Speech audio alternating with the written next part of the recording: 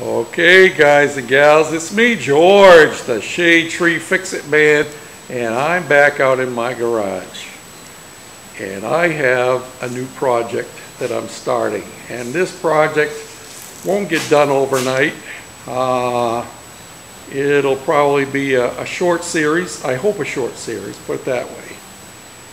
But this framework you see sitting down here on the ground are the remains of cubicle dividers. This piece right here was a narrow one, and this piece right here is a wider one. They're both the same height, and I will cut down the wider one to match the narrower one, and I think I'm going to keep the length the same as it is. And see that lawnmower sitting there? That's a hint of what it's going to be used for. This is going to become my new lift table. I picked up this electric screw motor at the dump, and yes, it does work.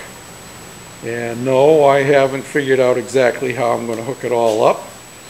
And then I have two legs here that I'm going to be making out of these pieces of the remains from a weightlifting bench. Came from the dump. Then I have two more pieces exactly alike, like these right here, that came from the dump, that are going to be the legs. And it's going to have some triangulation and quite a bit of fabrication to get her done. But I think it will do me very well, because you all have seen me working on this vintage kitchen table here. Anybody need a vintage kitchen table for your old house restoration?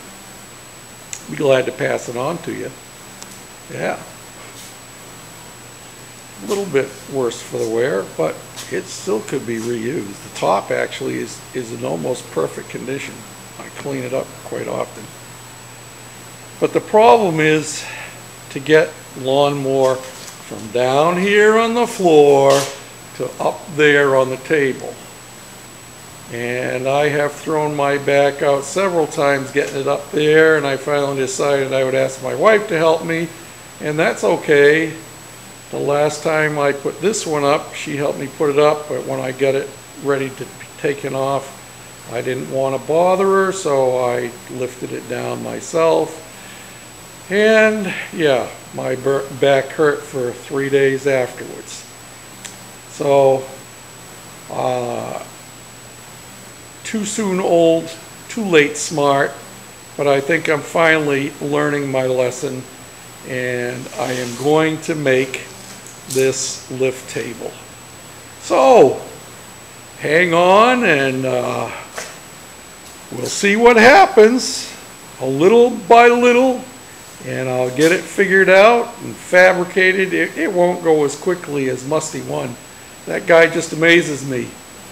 Number one, with his creative abilities, and number two, with his fabricating skills. And my welding skills are not nearly what his are, and I still haven't really learned how to use that Harbor Freight wire feed welder over there, but that's what's going to be used.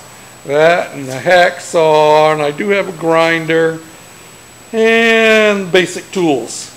So we'll see what happens. And it's very possible that that tabletop right there, which actually, let me come over here and flip that puppy around.